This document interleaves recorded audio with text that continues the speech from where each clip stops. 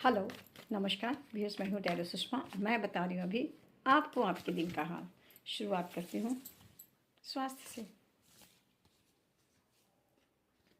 स्वास्थ्य में मुझे लग रहा है आज किसी एक्सपर्ट की आपको सलाह लेने की ज़रूरत पड़ेगी। मतलब आपके पास जो भी यदि बीमारी थोड़ी भी हो तो जो भी जिनकी ज़रूरत पड़े उनकी सलाह ज़रूर ले लेना।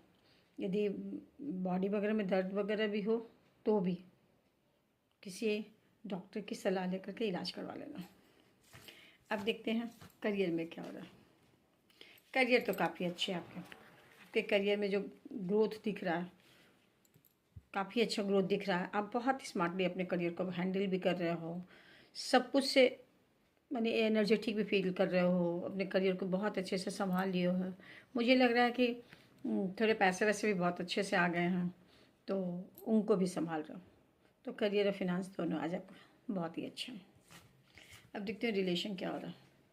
रिलेशन भी बहुत अच्छे हैं क्योंकि रिलेशन में बहुत इमोशनल हो रहे हो, बहुत खुश हो अपने रिलेशन से, तो बहुत इमोशनल होते जा रहे हो और इमोशनल इतने हो गए हो कि जैसे लग रहा है कैसे पकड़ के संभाल के रख लूँ, मेरा रिलेशन कहीं खो ना जाए। मैंने बहुत इमोशनली अब बहुत खुश हो रहे हो, तो रिलेशन भी आपके काफ़ी अच्छे हैं।